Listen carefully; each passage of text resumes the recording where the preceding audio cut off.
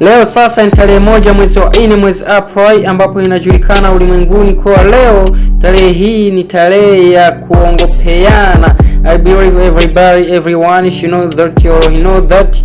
Ndizera neza ko kila muntu itariki y'uno munsi ashobora kuba yizi, kuko ari itariki ya buri mwaka nakugira ushobora guhimbaza Noel, Pasika, Bonane. Uno munsi kubaye sikro, ndizera neza ko ari umunsi wabo wo gukora akazi kabo kandi babirekuriwe n'amategeko, kuko ari umunsi nakuze numva nakuze mbona. Rero kubwaye nk'umukunzi wa Sten TV Worldwide tuguhanura ko ikintu cyose uza kubwirwa uno munsi ntuze gushoka kucemera hovyo kuko gishobora kuzana ingaruka ejo canke igihe ejo bakakwihakana, kuko uno munsi izwi ko ari itariki yo kubesha. No tutazi neza ko ari itariki iri mu bitabo by'amategeko, ariko twakuze tuvyumva yuko itariki mu kwezi kwa kane ture juru ari itariki yo kubesha. Ako karagaciyemwo imbere yuko tubazanira top 10 urutonde twiyemeje kuzokwa amatobaha buri kwezi, buri ntango y'ukwezi. Uno munsi akaba ariyo tugiye kubazanira uko byabaye, uko byagenze mu kwezi turangije kwa gatatu. Mu baririmbyi bacu b'abarundi ukuntu bavyifashemwo, ukuntu bakurikiranywe, tubemerera neza yuko umwaka ni warangira ko tuzobazanira urutonde twakoze rw'umwaka wose rw'abaririmbyi bakurikiranywe cyane muri uwo mwaka 2022, umwaka w'2022.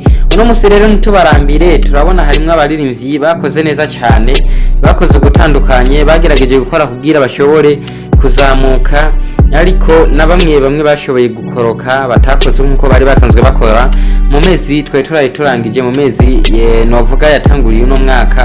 Bamwe tukaba tubona barakorotse, naho abandi bashoboye kuhagirira ibakwe bakahadugira. Nkiza amatwi gato nshobore kugusomera runo rutonde, turanyarutsa kugira ntitukurambire cyangwa ngo tugutware umwanya, kuko turazi umwanya kari amafaranga. Turaza kwihuta tunyarutse, hama umenye umuririmbyi wawe mbega zagenze gute muri kuno kwezi kwa gatatu turangije, mbega yokora iki kugira ukwezi kwa kane bize bigende neza kurusha. Reka dutangure n'ikibanza c'10 nkuko twama tubikora, turaza guhereza n'ikibanza ca mbere. Ikibanza c'10 rero kirimo umuririmbyi Adojo San mu diaspora, kuva no Murundi ariko asanzwe aba mu bihugu byo hanze, mu bihugu bya Buraya, aho yashoboye kuronka viewers zingana n'ibihumbi 86 n'amajana 88. Nizo zizayishoboye kuronka zituma aronka ikibanza c'10. Ikibanza c'9 nacyo kirimo umuririmbyikazi Natasha Labamba Ramaji Ranini Lamoto, amazina menshi, yashoboye kuronka views zingana na 99700 de viewers. Ikibanza c'8 Bigfizzo on the floor 113,390 viewers. Ikibanza c'7 We Love Music 134,017 viewers. Ikibanza cya gatandatu kirimo umugwi Rap Boy and Trezo 135,375 viewers. Ikibanza cya gatanu cyaba kirimo Bigfizzo Big Farious Mugani Desire CEO wa Bantu Boy, ku viewers zingana na Desa Truamir Wisa 28 viewers.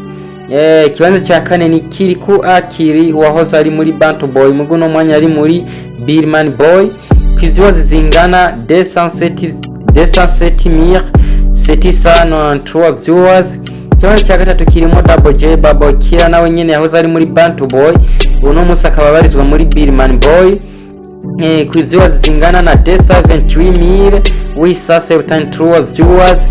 Ikibanza cya kabiri kikaba kirimo ahantu habashoboye kuba impinduka gatoyi, ubwo twe dusanzwe tubimenyereye siko byagenze, aho KIDUM na Sat hariho changement gatoyi, mugo no munsi tukaba tubona byashoboye guhinduka uko twaba tubiziga. Uno munsi siko byagenze.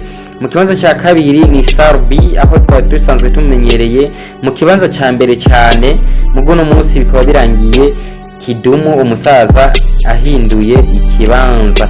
Ikibanza cya kabiri ni Sarbi Satbi, CEO wa Empire Avenue, akaba yashoboye kuronka viewers zingana na 211,054 viewers. Ikibanza cya mbere nk'uko twamuvuze ni KIDUM Kibido, ndizera neza ko mwese mumuzi n'ahatari ngaha mu Burundi, asanzwe akorera umuziki muri Kenya Nairobi. Mugabo ni umurundi kandi yakoze umuziki w'u Burundi kuva kera, kandi n'ubu turizera neza kakiwukorera kandi akiwukunda, kuko ibyo akora byose twizera ko atarigera avuga yuko yihakanye Burundi cyangwa yakoze ikindi kintu cyo mutandukanya n'u Burundi. Nicyo gituma rero tugerageza kumukurikiranira hagufi kuvyo akora byose, kuko twizera neza ko ari umurundi wacu 100%. KIDUM Kibido akaba ariwe yashoboye gufata ikibanza cya mbere ku views zingana na 376,517 viewers mu kibanza cya mbere. Ko niko byashoboye kugenda. Kuba udashobora gutahura, siga comment yanga mu kibanza cya commentaire, ama ushobore kutubwira icyo utashoboye gutahura cyangwa utashoboye gusobanukirwa. Turagerageza kugusobanurira, turagusanga inbox cyangwa muri Gmail yawe dushobore kugusigurira uko dusanzwe dukora runo rutonde. Uvuga hari kosa dushobore gukosora. Turabakunda cyane mwe mwese mudukunda. Kuri umaze gukora subscribe, respect sana, nawe utarabikora hawe kaze gusenda subscribe, hama tubandanye dukorana mu bibi no mu byiza.